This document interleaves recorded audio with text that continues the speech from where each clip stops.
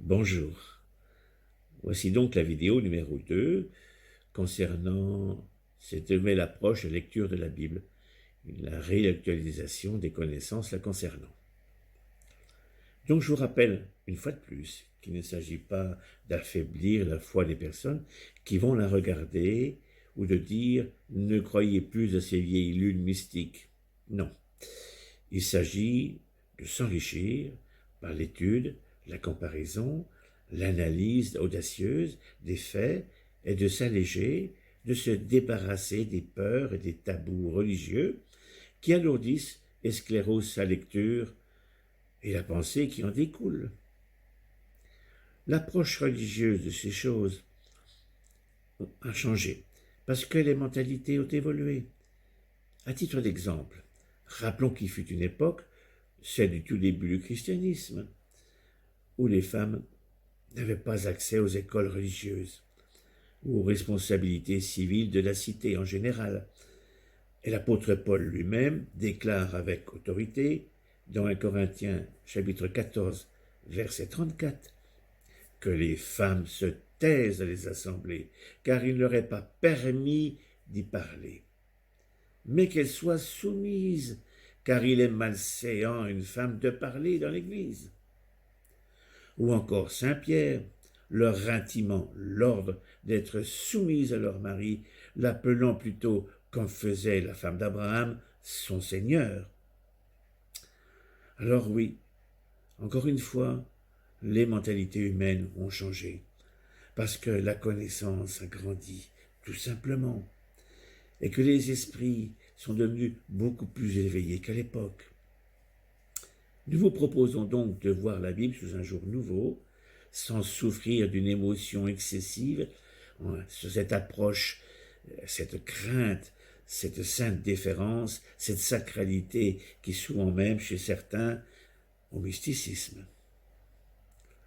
Bien sûr, le plus difficile, c'est d'avoir ce regard objectif sur la Bible, sans pour autant en perdre le caractère sacré, car il y a de la sacralité, effectivement, dans la Bible. Mais les notions sacrales changent quand la connaissance se peaufine, s'agrandit, et peut-être même la place-t-on plus aux mêmes endroits. Car toute la question est de savoir à quel moment, dans la partie de cette Bible que l'on lit, on touche au divin, quand il s'agit juste d'une simple histoire humaine dans un cadre sociologique propre à l'État d'Israël antique, cet Israël très antique. Alors est-il donc possible de dissocier le côté divin qui insuffle, irradie une certaine lumière dans les relations humaines et qui sert à l'épanouissement d'une race en évolution ascendante, donc de dissocier des relations purement humaines et uniquement humaines sans grand intérêt spirituel. Car ce genre de situation, à coup sûr, la Bible n'en manque apparemment pas du tout. Souvenez-vous qu'il s'agit très souvent de faits historiques, dans une situation purement humaine, dans l'histoire d'Israël, mais qui étaient, dit-on, imprégnés plus ou moins d'une certaine spiritualité diffuse parmi le peuple d'Israël. Eh bien, en fait, c'est là tout le but de cette étude. Oser un regard neuf, en espérant être uniquement objectif, rationnel, et non plus surchargé d'émotions, de tabous. Il ne s'agit pas de détruire, de saccager, de polluer ce qui a compté et compte encore tellement, avec tellement d'intensité pour tellement de personnes, mais d'essayer de soustraire ce qui était humain, ce qui était sumérien, ce qui était mythologique, disons-le, de cette imprégnation divine qui existe cependant dans la Bible. En réactualisant donc les connaissances, essayons alors d'avancer avec courage, avec un regard neuf, mais néanmoins bienveillant sur ce qui était le livre de référence morale, spirituelle, et qui donnait un sens, une direction, un début d'explication à nos ancêtres. Car rappelons-le alors, qu'à la même époque, quand Paul écrivait ces magnifiques lettres, que l'humanité avançait et pataugeait dans une violence, une domination, une tyrannie de tous les instants et pour tous les peuples. Avançons donc avec un esprit neuf un peu plus loin, osons ce pas.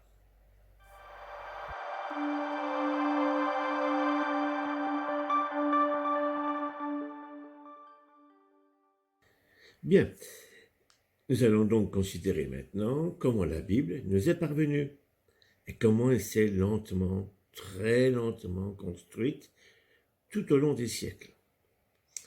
Donc la Bible nous est parvenue à nous, finie, clôturée, dorée sur tranche, et nous pourrions croire à tort qu'elle fut écrite comme une œuvre globale et inspirée dans un seul trait, un seul jet, inspirée de spiritualité.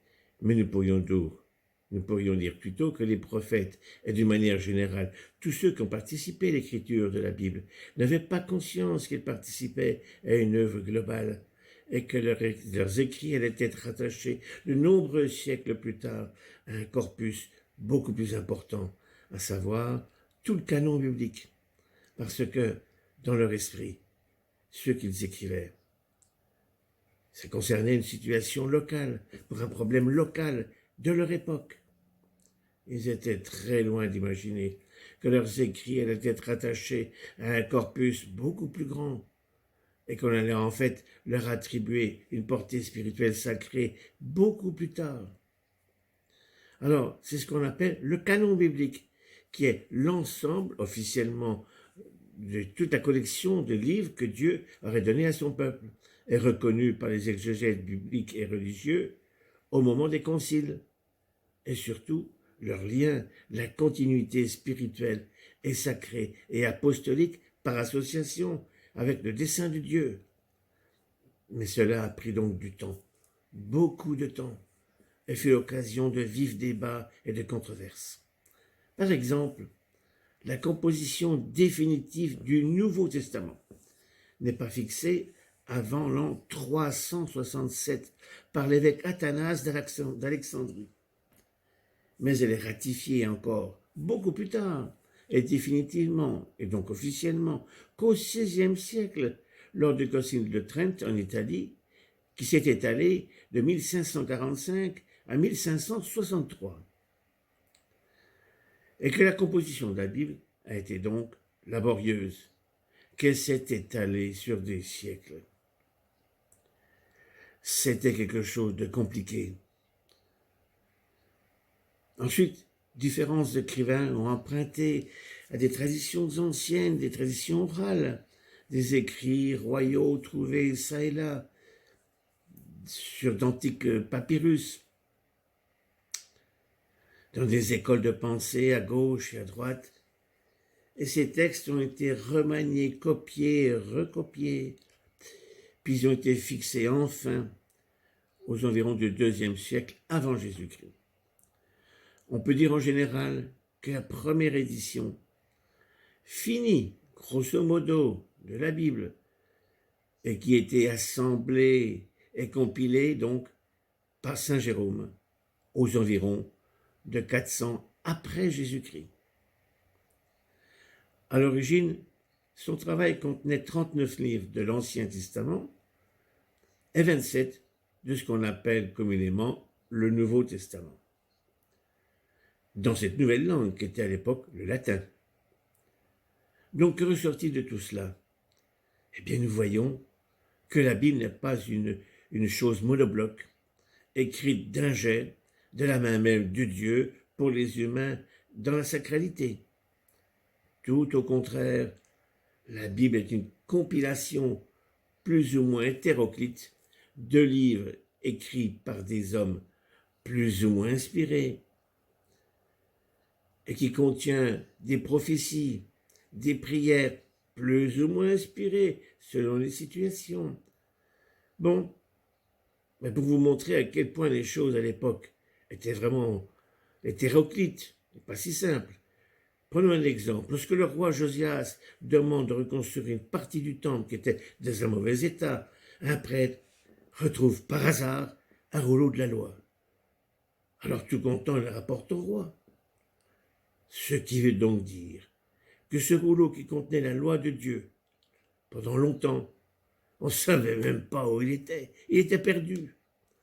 Alors que dire des écrits des autres prophètes qui ont été persécutés, tels que Ésaïe, Jérémie et d'autres, qui ont été maltraités, tués en leur temps? Alors, qu'étaient devenus leurs écrits? Comment ont-ils refait surface? Qu'est-ce qui s'est passé? Comme vous le voyez, l'écriture de la Bible a été une chose laborieuse, et seule la compilation d'un prêtre juif, Esdras, 500 ans plus tard, a permis de recompiler, de regrouper tout ça, de donner une structure à peu près présentable.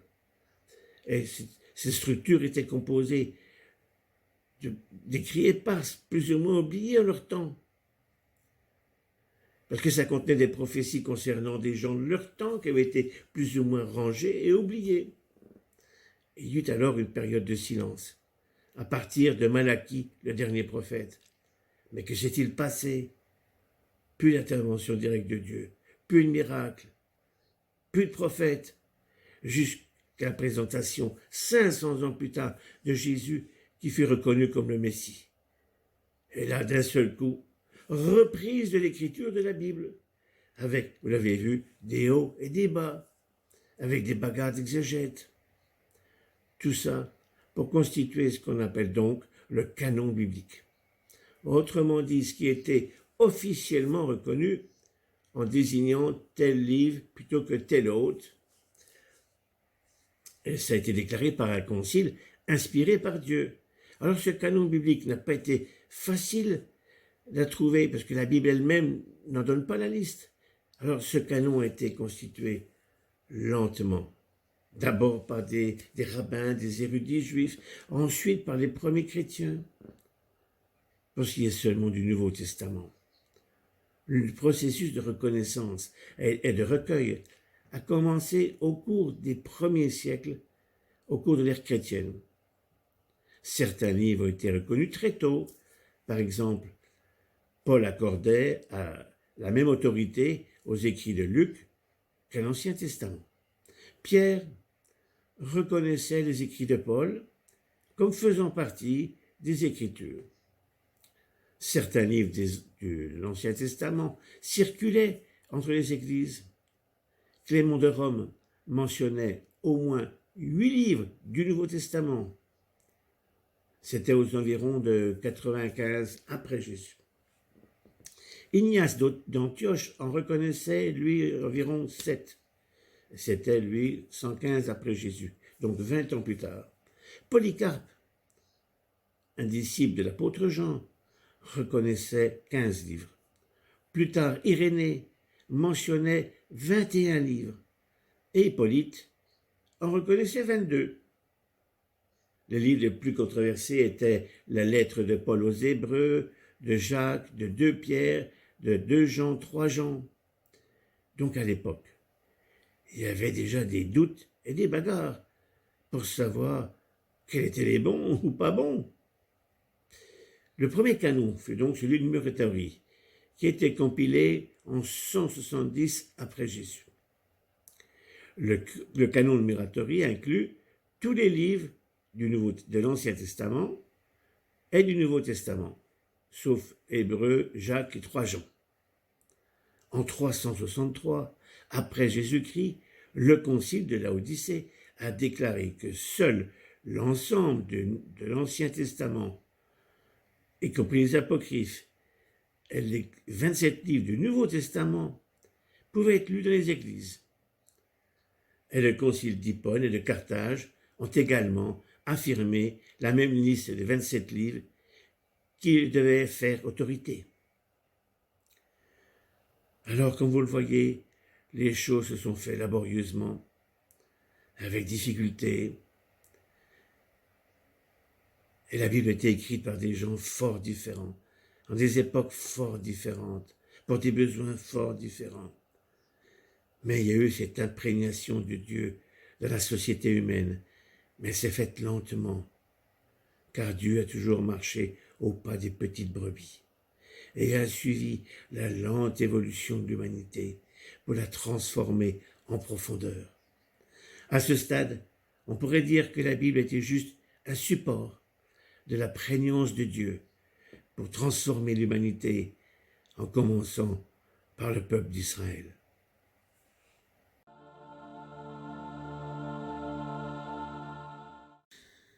Bien, nous allons essayer maintenant d'aller encore un peu plus loin sur la composition de la Bible.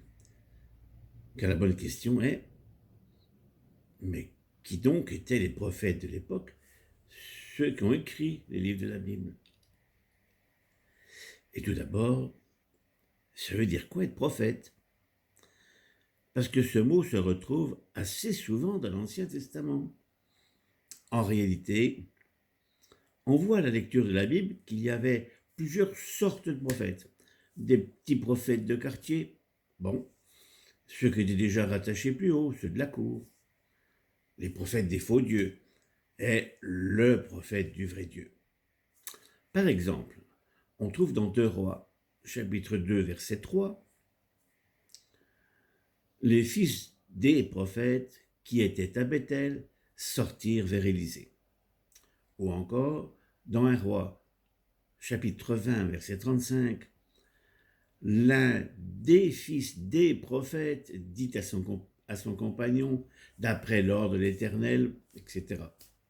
Ou encore 1 Samuel, chapitre 19, verset 20, Saül envoya des gens pour prendre David. Et ils virent une assemblée de prophètes qui prophétisaient, ayant Samuel à leur tête. Donc, vous avez remarqué, une assemblée de prophètes. Il y a d'autres passages encore. On s'aperçoit donc que l'état de prophétisme est assez fréquent en Israël à cette époque. Et alors, le passage peut-être le plus troublant sur ce sujet est contenu dans 1 Samuel, chapitre 9, et le verset 9, où l'on lit « Autrefois, en Israël, quand on allait consulter Dieu, on disait « Venez et allons chez le voyant ». Car celui qu'on appelle aujourd'hui le prophète s'appelait autrefois le voyant. Fin de citation. Cependant, nous savons que, selon Deutéronome 18, versets 10 à 12, il était interdit d'aller voir les voyants. Vous voyez, tout ça est assez flou et équivoque. Et l'on pourrait donc dire, de ce qui ressort de cela, qu'un prophète est ce qu'on appellerait de nos jours un médium, en lien avec des puissances divines, plus ou moins de lumière, alors que les autres étaient en lien avec d'autres puissances, plus ou moins d'élévation spirituelle, voire des forces ténébreuses, ou même carrément des esprits malveillants. Mais c'est la même étape psychique. On pourrait dire encore que le voyant est en contact avec des entités assez basses, l'âme des morts, alors que les prophètes étaient eux en relation avec Dieu, ou délégués par lui. Comment peut-on dire un délégué? C'est que chaque fois dans la Bible où Dieu a voulu contacter les humains, il est passé par un ange, son envoyé, et donc il l'a délégué à chaque fois. Alors, on va aller encore un peu plus loin. Au sujet des personnes douées de capacités psychiques. Et on touche là un sujet tabou et assez flou chez les croyants. Il faut bien le dire. En fait, le malaise est issu d'un énorme malentendu et d'une terrible méconnaissance du monde spirituel et de sa configuration. En fait, il y a eu des médiums, des voyants, des prophètes, des chamans, appelez-les comme vous voulez, depuis la nuit des temps. Et sans doute depuis que les humains se sont souciés de leur survie après la mort. Il y a eu donc ces médiums dans tous les pays, dans toutes les cultures, dans toutes les régions, dans toutes les civilisations du monde. C'est une constante. Bref, pour dire, il faut être honnête que certaines personnes viennent au monde avec des capacités spécifiques plus ou moins fortes. Alors nous n'allons évidemment pas parler des charlatans de tout poil qui s'enrichissent sur le dos des plus crédules ou des plus troublés d'entre nous. Non, nous ne parlerons pas non plus ceux qui de temps à autre sont traversés par certaines illuminations, certaines vibrations sporadiques, disons-le, qui vont et viennent à travers eux, puis qui sont, quelquefois s'en vont, et même pour toujours. Mais on peut nier pour autant l'existence chez certains, beaucoup plus rares, qui dès leur plus jeune âge, et n'y sont pour rien, ressentent, voient des personnes récemment disparues, qui font des rêves prémonitoires tout à fait exacts, qui ont des capacités de donner des soins quelquefois troublants, époustouflants. On ne peut honnêtement non plus nier ceux qui entendent des voix fortes et claires, qui leur apprennent des choses qu'ils ne pouvaient en aucun cas savoir, et qui, ceux qui écrivent à des vitesses prodigieuses, des lettres d'enseignement, quelquefois intéressants, voire passionnants. Alors généralement, les croyants font un rejet systématique de cela, et voilà l'œuvre de gens possédés par le démon. Ce qui d'ailleurs pour certains, ce qui peut être le cas, évidemment. Et cite alors le fameux passage de la Bible, Deutéronome 18, qui déclare qu'on ne trouve chez toi personne qui fasse passer son fils ou sa fille par le feu, personne qui exerce le métier de devin, d'astrologue, d'augure, de magicien, d'enchanteur, personne qui consulte ceux qui évoquent les esprits ou disent la bonne aventure, personne qui interroge les morts. Mais il faut rappeler que cela a été écrit à l'époque de Moïse, moins 1500 avant Jésus. Et souvenons-nous que l'humanité progresse et qu'elle grandit, qu'elle mûrit, qu'elle s'instruit, qu'elle change et que les esprits prennent un aspect différent quand les mentalités changent. Il ne faut pas oublier non plus que celui qui a édité cette loi, c'était Moïse, qui lui-même était un très grand voyant, instruit, selon l'apôtre Jacques, dans toute la science de l'Égypte. Alors résumons-nous. Il y avait pléthore de voyants en Israël, qu'on a appelés plus tard, bien plus tard, au fil du temps, les prophètes. Et qu'on ne devait pas consulter non plus les astrologues d'ailleurs, mais que les rois mages, et donc des magiciens, qui étaient forcément des astrologues, vu qu'ils ont vu, reconnu et suivi l'étal de Bethléem, jusque chez Marie et Joseph, afin de rendre honneur à Jésus. C'est quand même paradoxal. Ce qui revient à dire qu'il y aurait plusieurs sortes de voyants. Les lumineux et les officiels, et les ténébreux. Autrement dit, que les prophètes dits ténébreux utilisent des capacités qui chez eux sont naturelles et les utilisent mal. Alors pourquoi la loi de Moïse? Le fameux passage concernant les médiums. Eh bien, c'est qu'à l'époque de Moïse, qui étaient les gens? Qui était ce peuple? C'était un peuple d'esclaves qui n'avait aucune ou très peu d'instruction spirituelle, qui était donc très fragile, très crédule, très influençable, et puis qui écoutaient des prédictions de toute nature, dites par n'importe qui, et qui souvent, ces prédictions étaient dictées par des esprits malveillants, c'est vrai. Mais nous savons que l'humanité continue de grandir, et que ce sont des lois issues proportionnellement à leur époque, à leur élévation du moment, comme la loi sur l'alimentation ou les habillements. Alors, bien sûr, il faut dire qu'au contact des voyants, il arrive quelquefois des choses très sérieuses, très dangereuses, qui amènent des fois à des délires paranoïaques ou de toute autre nature, et que souvent, c'est se mettre sous la domination, sous les mauvais conseils d'esprits menteurs, coquins, taquins, malveillants, et qui jouent avec nous. Mais est-ce le cas de tous les médiums, de tous les voyants? Non, bien évidemment. Car celui ou celle qui est né avec cette capacité n'est pas forcément un mauvais homme, une mauvaise personne, mais il faut dire que sa médiumnie est facteur des esprits qui l'attirent à cause de son mode de vie. Donc, pour résumer, la Bible est l'œuvre de médiums, de voyants, de prophètes. Encore une fois, appelez-le comme vous voulez. Mais la Bible est un livre de personnes ayant des capacités psychiques à être en contact avec une autre dimension, un autre monde. Et on peut même aller jusqu'à dire que la Bible est la compilation d'œuvres médiumiques juives mélangées à la vie des gens, l'histoire d'Israël.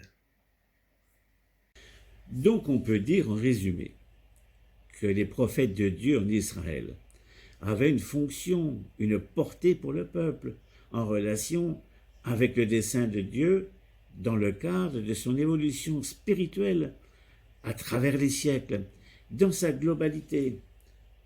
Tandis que les prophètes de quartier, les médiums, s'adressaient souvent pour les individus en particulier, pour leur carrière, pour leurs problèmes personnels, et rarement pour le bien général du peuple.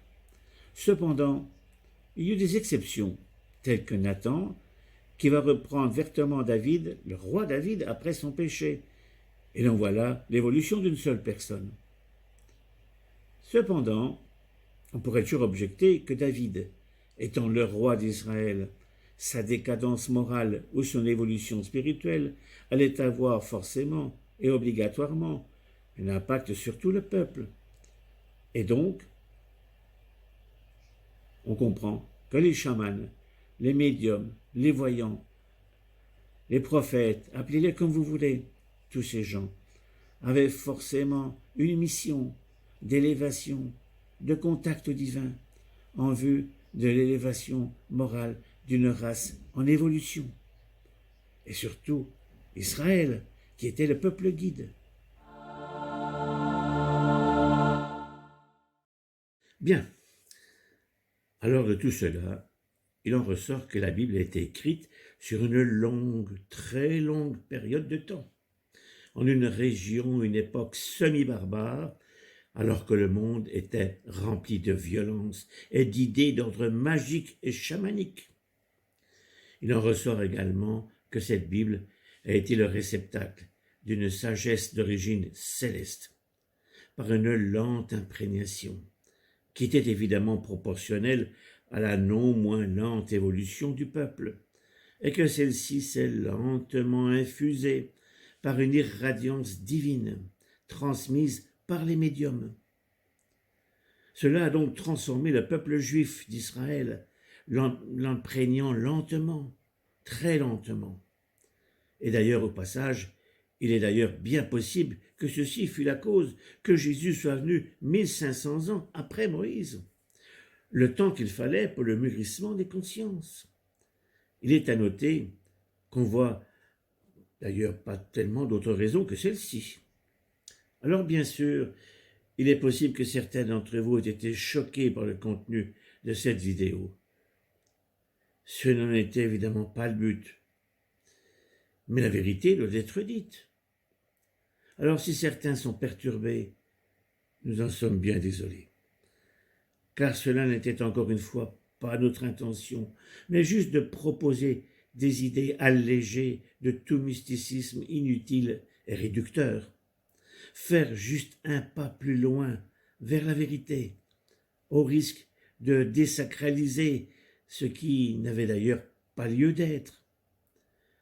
La prochaine vidéo tentera d'extraire la partie mythologique des textes sacrés, afin de regarder ce qui était vraiment spirituel de ce qui ne l'est à minima plus et de ce qui peut être remis en cause.